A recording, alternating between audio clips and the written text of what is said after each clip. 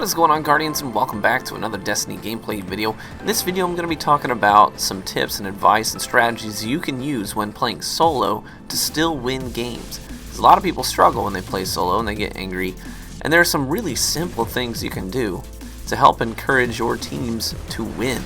And here's one of the things that you can do. First and foremost, the easiest thing you can do, don't deny revives. It's so easy just to push that revive button to force the respawn. Don't do it. Take the time, stop, see what's around you, and see what's going on. Look at what your teammates are doing. This would have actually been a really easy revive. I would have had an overshield to push this last guy with my teammate. We could have team fired him. I end up having a pretty close call, almost dying. Back off, and then I can re-engage. I still get the kill, but we could have had more points, and we're losing. So points are important, and as you'll see with this match, it came down to 100 points at the end of the match, and revive denials could have turned the tide. I actually guarantee it. We would have won the game if we hadn't denied revives. Here's another instance. Teammate goes down. He's thinking, oh, I'm in the middle of the whole team. Just take 2 seconds. Just wait and see what your teammates are doing. See, I actually get a double kill here, and then I can push in. I probably would have been close, but I think I could have gotten that revive. There's just one guy left here. We're 2v1, and I take him out, but the revive's not there anymore. My play was to come in for the revive, get the overshield, and then engage this guy. So never, never, never deny revives. I know it's so instinctual just to push that button, especially if you're used to playing 6s, but in 3s, don't do it. Always, always take the time first before you ever push that button. Just look around, see what's going on, because revives play a huge role in winning these matches. You're talking about completely changing a firefight in your favor, and most games are decided by 1 or 2 firefights as it is. So winning 1 or 2 more just because you're taking the time not to deny revive. So see here, instead of reviving, I just sit here, I wait, I watch and see what my teammates are doing. But here's a really, really crucial thing. Look at this. Here's how this firefight breaks down. We actually have the lead here. I come in from the middle while my teammates have aggro on the right. So this guy doesn't see me coming, I get a pick. Now we have the advantage. We can push the objective here. Now this guy gets a pick on me. Okay, no big deal. Now they're 2v1. The other guy isn't even on this side of the map yet. So they're 2v1. The play here is to play my revive and double team this guy and take him down. Now check this out. My teammate at this point, look at his name. There's no exclamation point. He has taken no damage. So his play here is to double team this guy as he pushes in. Now look, the opponent is primed. He has half shields. This is an easy kill, 2v1. So you sit on my revive because my respawn is available. My revive is available. And you can get an overshield and go 3v1 with 2 overshielded teammates.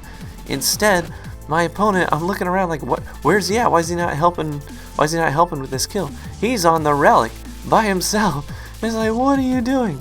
We could have won that firefight. We could have had that relic, and that would have been easy if you play the revive and if you look and see what your teammates are doing and see how you can help. So accepting and offering revives is a huge part of winning matches. Here's another one, managing aggro. So I happen to know there's a guy on the right here just hard scoping this doorway because he killed me.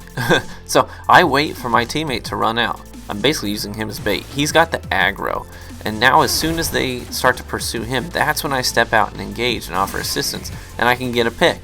Now unfortunately I get smoke grenaded, but I can just kind of make a loop around through the middle and come from a different vantage point.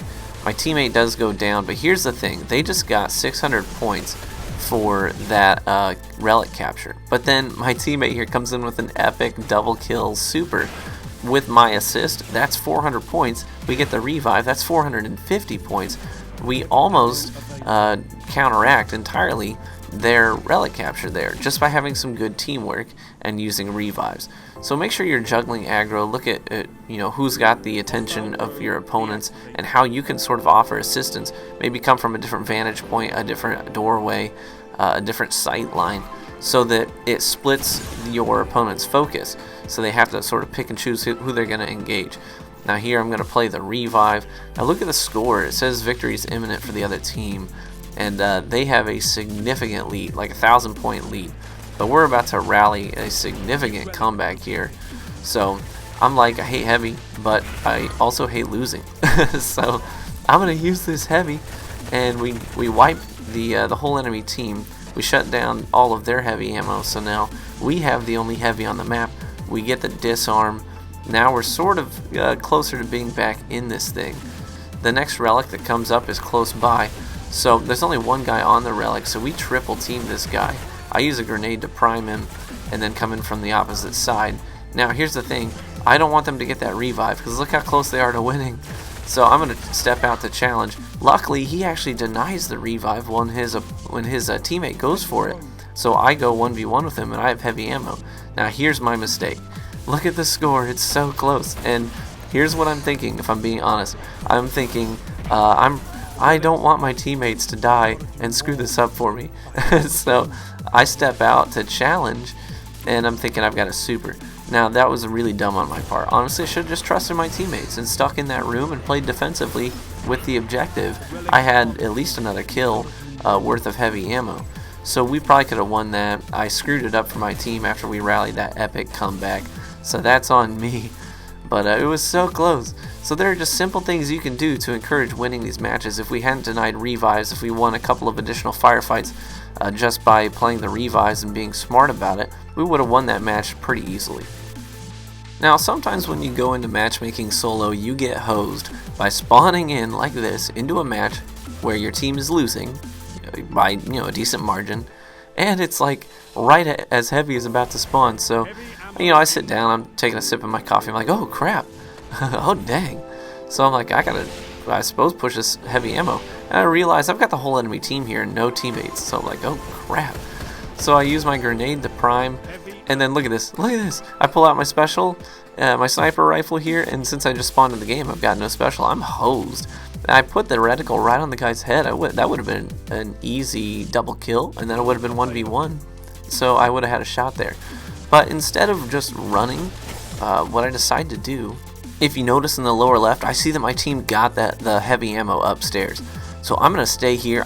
I know I'm probably going to die, but I'm just going to try and delay them. So I put a couple shots in them, give them a target to shoot at. I do die, but I don't force the respawn. Like I said, you never want to do that. Instead, I sit and I wait because I know that my team got heavy.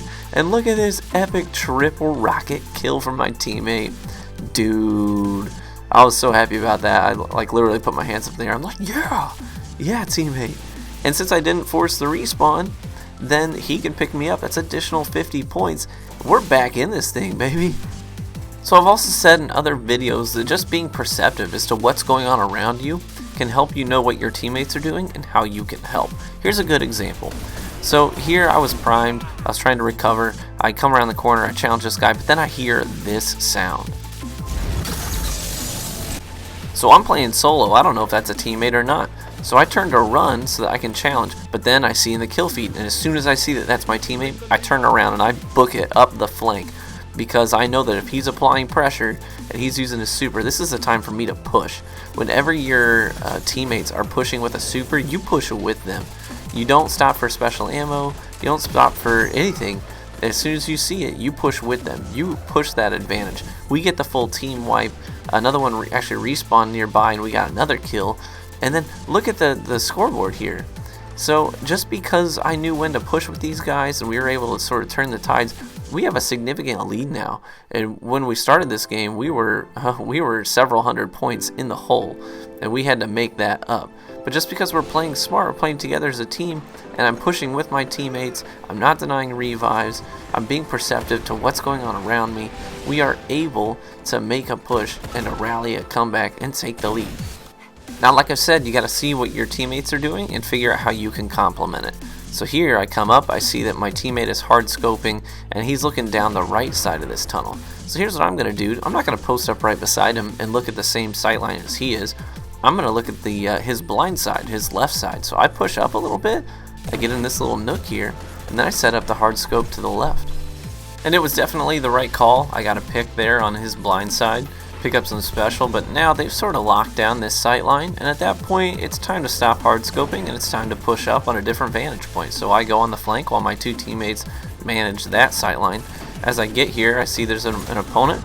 Last word takes like 7 rounds before it hits at that range though. This is why I don't like this gun. I use it with my blade dancer because in the close quarters it's just so fluid and it works so well.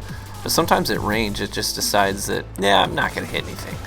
So now I'm trying to play defense with my teammates. I know that they're getting pushed. Unfortunately, I can't get up there in time to save either of them, but I do get up here in time to get a couple of revives, but they denied the revives, so I'm not able to do that. Instead, I do wipe the last guy, but since they didn't accept the revives, one of them spawned up top, and he gets split spawn, and then he gets super killed. So that's why you always want to wait to respawn, because you could get split spawn and then get completely torn apart because you spawn way far away from your teammates and you have no support. So here we go, we're pushing up with heavy. We managed to have a nice coordinated push here. We do sort of solidify our lead and managed to wipe the team. So very good stuff, says victory imminent. So we just have to manage our lead that we already have, but it's not that hard to do with heavy ammo. So again, denying a revive. Could have just come over and picked him up. But, you know, I'm not too concerned at this point. I pop my super so I can get additional points for getting super kills. You see, you get an additional 25 points per kill when you're using your super. So I slide because I don't want to get shot coming out that door. Push on the last guy, and then we get another kill for the win. So these are all sort of just easy things that you can do to help win these matches. Don't force the respawn, play the revive, see what your teammates are doing, figure out how you can complement it. Don't look at the same sight lines. Make approaches with your teammates, but maybe from a different sight line, so that you can manage aggro. All these things are going to play to your advantage and help you come out on top, guys. We'll catch you in the Crucible.